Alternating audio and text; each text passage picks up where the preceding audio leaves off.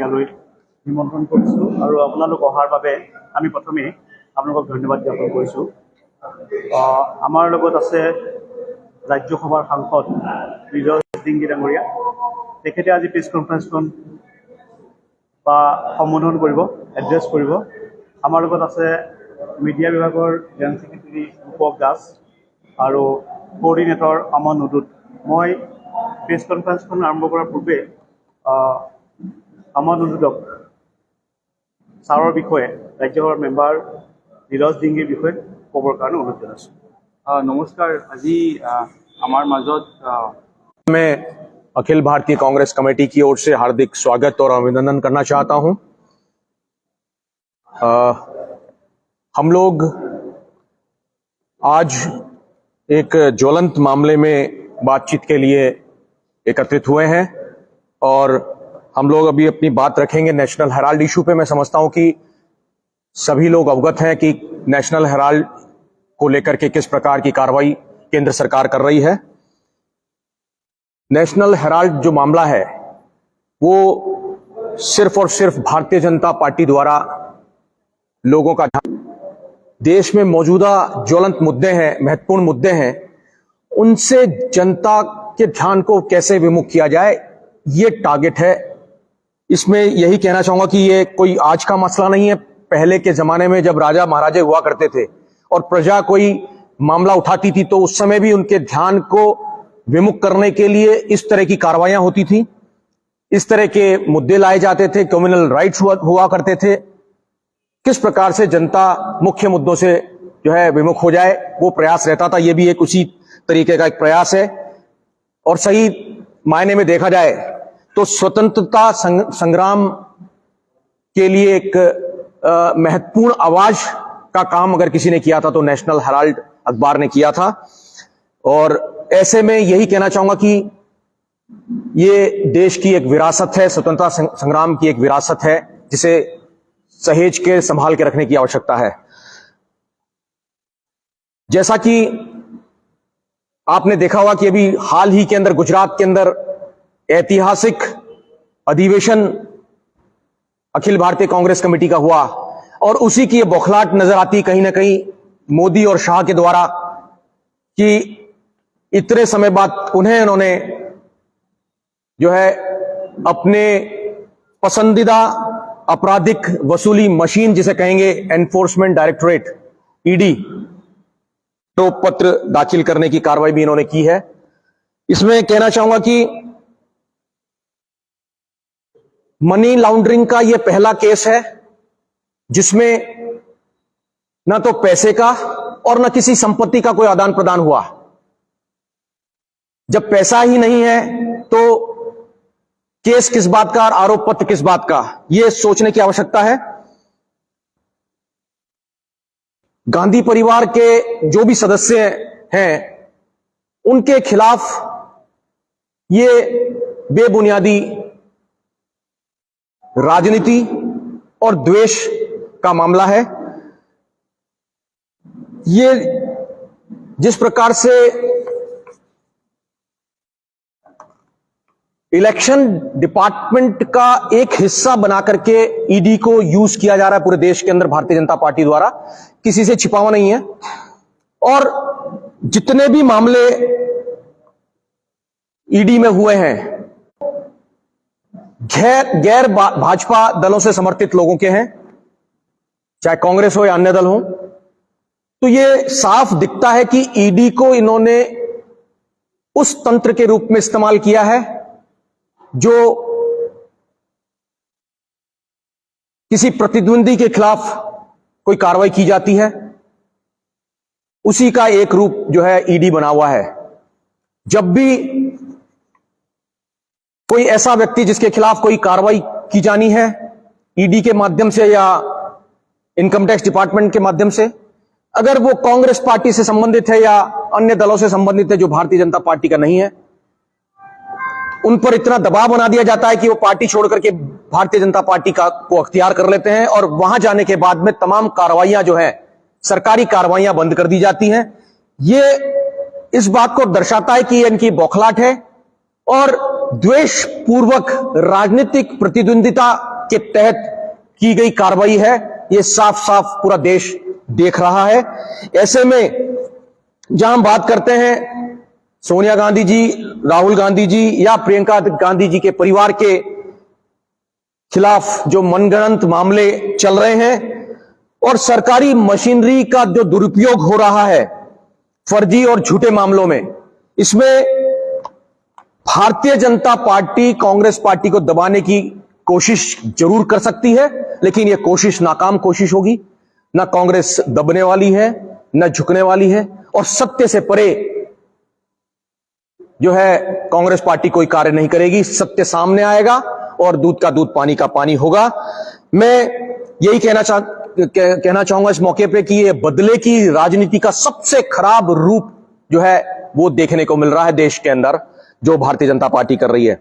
इसमें जिस प्रकार से कांग्रेस को डराने की, धमकाने की कोशिश की जा रही है, और ये राजनीतिक जो साजिश है, कांग्रेस और कांग्रेस के समर्थित दल सदन के भीतर भी और सदन के बाहर सड़कों पर भी बिना डरे सत्य का सामना करते हुए और ऐसे नाकाम प्रयासों के खिलाफ अपनी मुहिम, अपनी लड़ाई जारी रखेगी।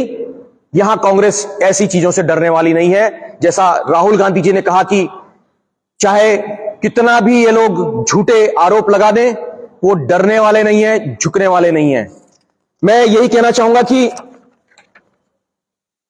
ऐसे मामलों में भारतीय जनता पार्टी की बौखलाहट नजर आ रही है।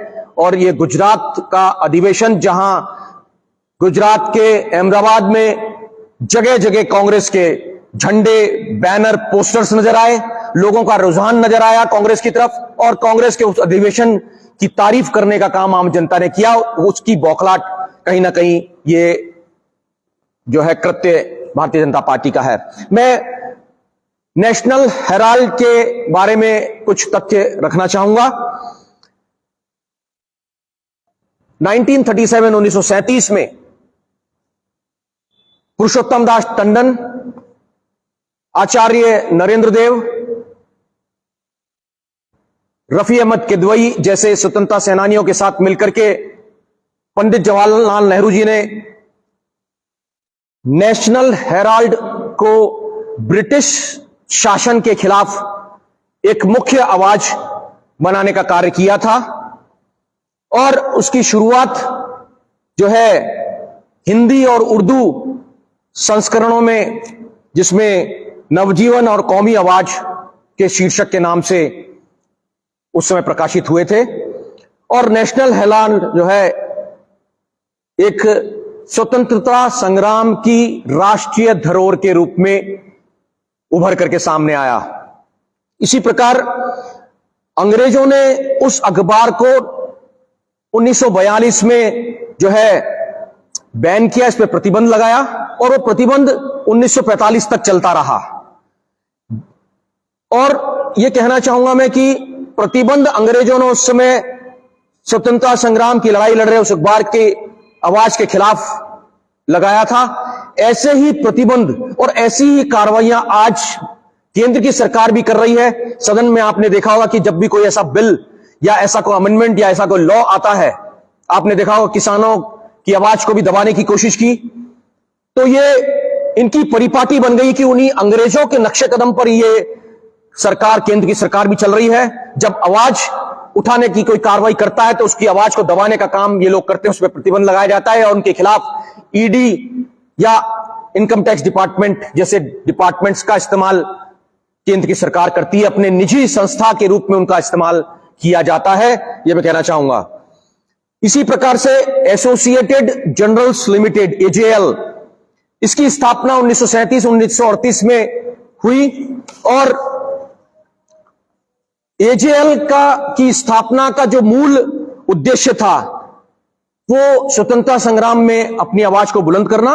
और ये जो कंपनी रही, ये पब्लिक लिमिटेड कंपनी न्यूज़पेपर के रूप में स्थापित हुई, जिसका उद्देश्य स्वतंत्रता संग्राम का मुख्य पृष्ठ बनना था। और ये मुनाफा कमाने वाली कोई कंपनी नहीं थी। इसमें आगे मैं कहना चाहूंगा कि एजेएल के पास में 6 शहरों में अपनी संपत्तियां रही, जिसमें दिल्ली, पंचकुला, मुंबई,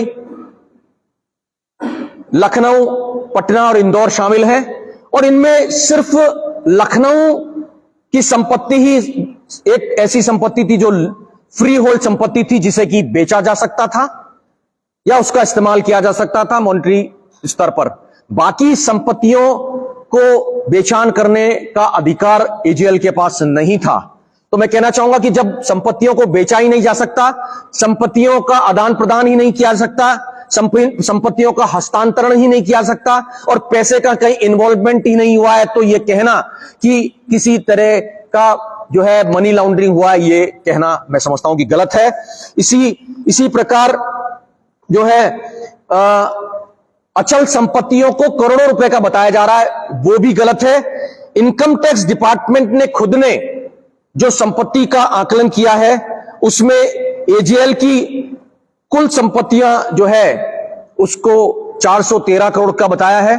और चूंकि बहुत बड़ा लॉस इस कंपनी में था, बहुत बड़ी देनदारी थी, कर्ज में डूबी हुई कंपनी थी, जिसके पास में अपना स्वयं का पैसा कर्मचारियों के वेतन के लिए, वीआरएस बकाया के लिए, टैक्सेस कर के लिए और अन्य देनदारियों के भुगतान के लिए भी पैसा नहीं था। आप समझ सकते हैं कि जब पैसा ही नहीं था तो किस प्रकार का आरोप लगाया जा रहा है। कांग्रेस पार्टी ने 2002 से लेकर 2011 के मध्य इस डूबती हुई कंपनी को उभारने के लिए, क्योंकि कांग्रेस कटिबद्ध थी कि स्वतंत्रता संग्राम की लड़ाई जिस अखबार ने लड़ी, जिसे अंग्रेजों ने भी बैन किया, प्रतिबंध लगाया, ऐसी कंपनी को डूबने नहीं दिया जाएगा। इसी तरीके से 100 अलग अलग जो है लेन देन के माध्यम से, जो बैंक के माध्यम से हुए, 90 करोड़ की राशि जो है उन्होंने मुहैया कराने का काम किया कांग्रेस पार्टी ने।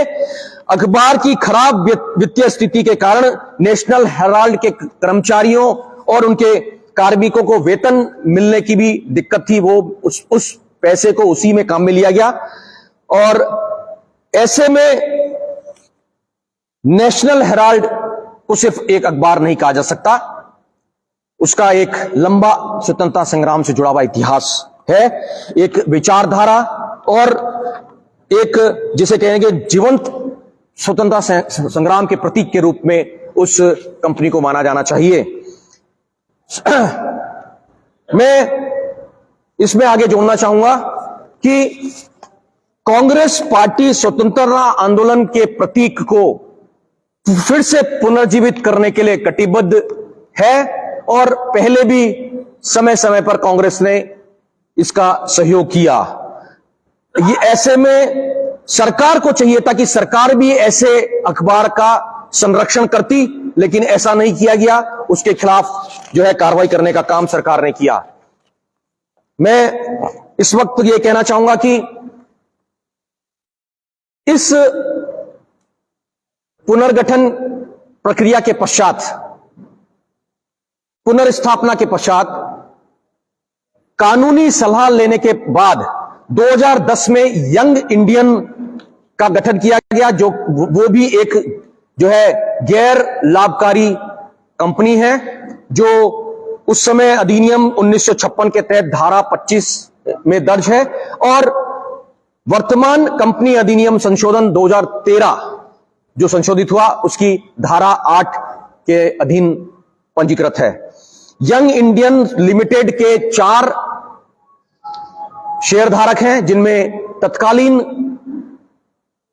कांग्रेस की राष्ट्रीय अध्यक्षा श्रीमती सोनिया गांधी, तत्कालीन कोषाध्यक्ष श्री मोतीलाल वोरा, तत्कालीन एआईसीसी के महासचिव श्री ऑस्कर फर्नांडिस और तत्कालीन एआईसीसी के महासचिव उस वक्त के राहुल गांधी जी, एवं 2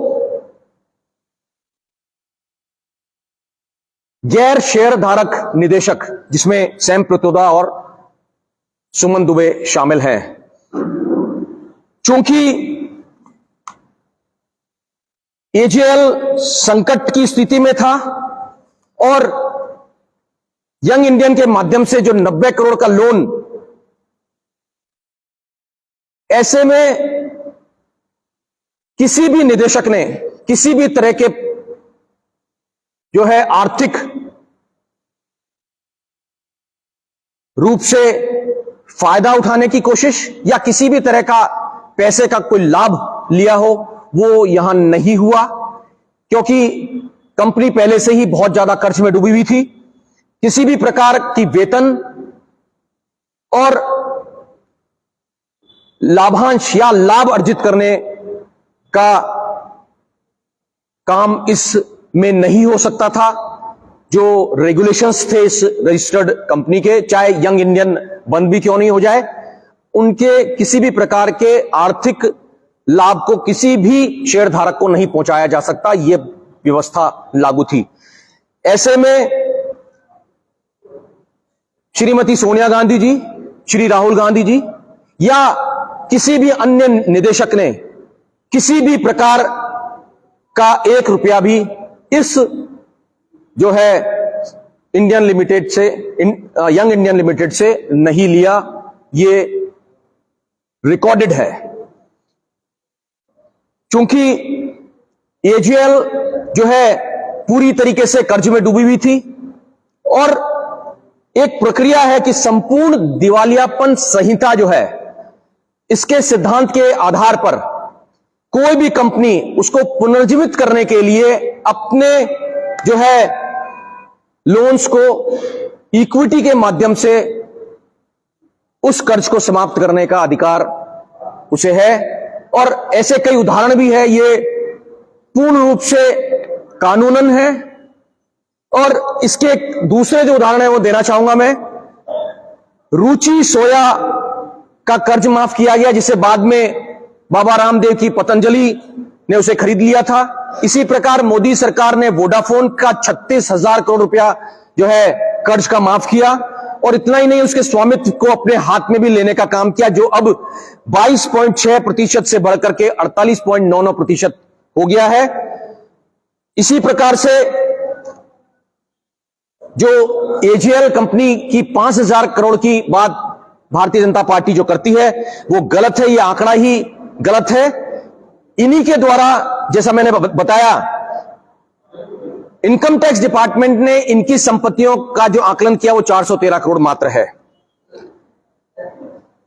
2013 में सुब्रमण्यम स्वामी, भारतीय जनता पार्टी के एक नेता, ने अदालत में एक मामला दायर किया था और उन्होंने उस मामले को 2020 तक आगे बढ़ाए रखा। और बाद में बड़ी अजीब सी बात है कि बाद में उन्होंने अपने ही तर्क के खिलाफ जिरह को रोकने की मांग की और अपने ही मामले के खिलाफ उन्होंने कोर्ट में फिर से गुजारिश करी।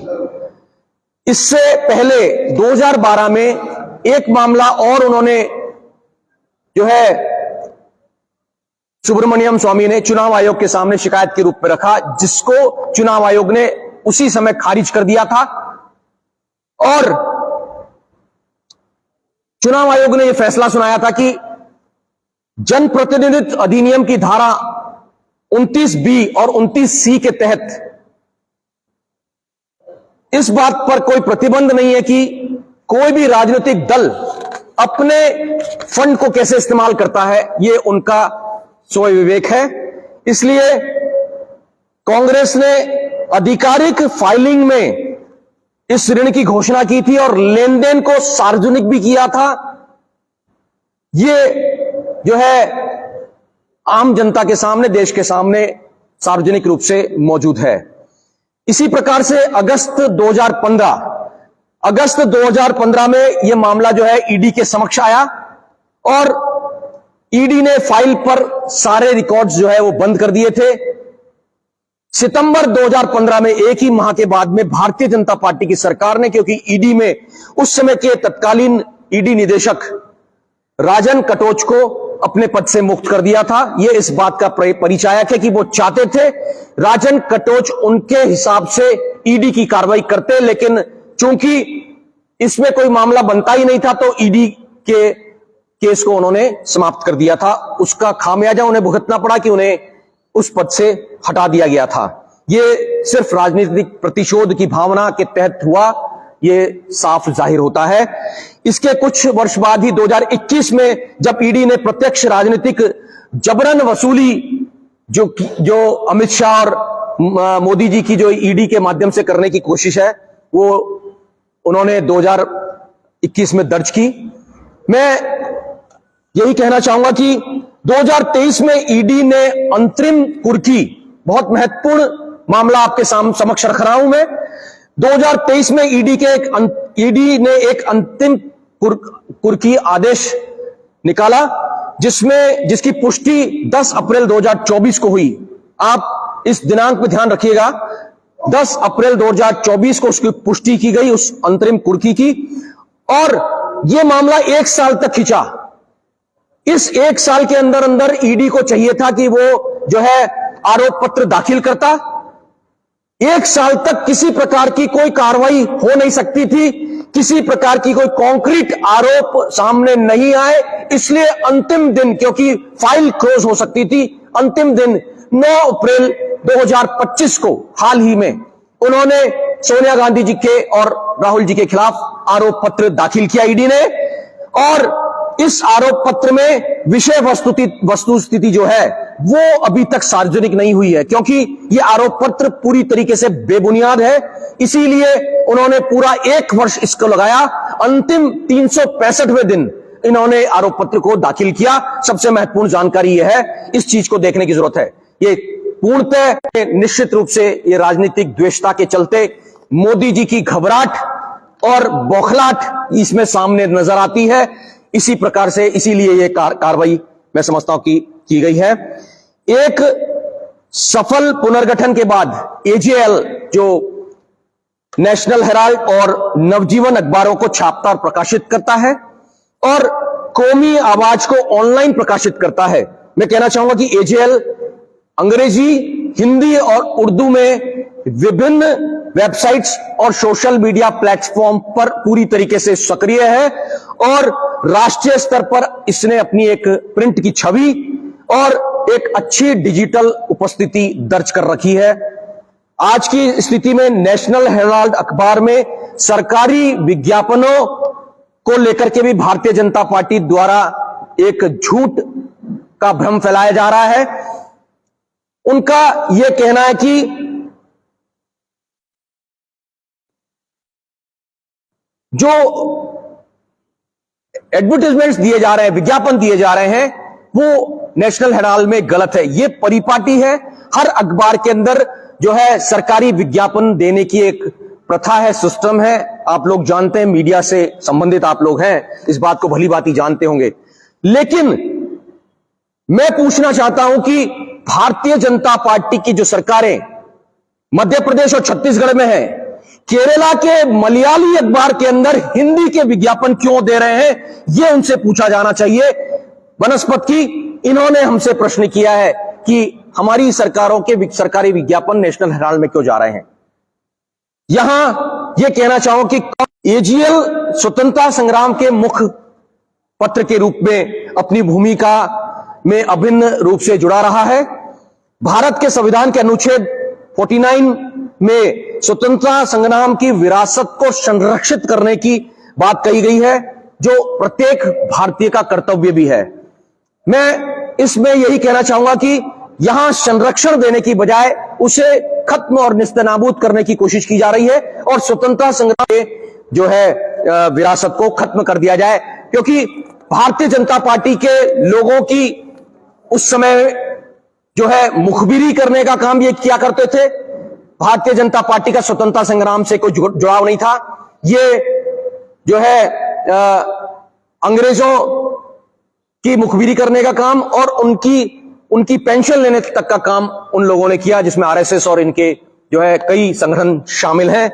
इसमें यही कहना चाहूंगा कि भारतीय जनता पार्टी जहां अंग्रेजों की मुखबिरी करने का काम करते थे, जिनके पूर्वजों ने स्वतंत्रता संग्राम के दौरान भारतीयों के खिलाफ कई कार्रवाइयां की, ऐसे में ये इतिहास मिटाने की कोशिश जो है इनकी असफल कोशिश रहेगी और स्वतंत्रता संग्राम और विशेष रूप से स्वतंत्रता संग्राम ने कांग्रेस पार्टी की भूमिका को कलंकित करने का जो दुष्प्रचार करने के लिए जो इस्तेमाल किए जा रही हैं संस्थाएं, ईडी, इनकम टैक्स, इस पर लोगों को देखना होगा। उन्होंने स्वतंत्रता संग्राम के जीवित स्मारक को, नेशनल हेराल्ड को बदनाम करने की कोशिश की है। सत्य जो है छुपा हुआ नहीं रहेगा, दूध का दूध पानी का पानी होगा। इन्हीं शब्दों के साथ मैं अपनी बात को समाप्त करूंगा। बहुत बहुत धन्यवाद। सत्यमेव जयते।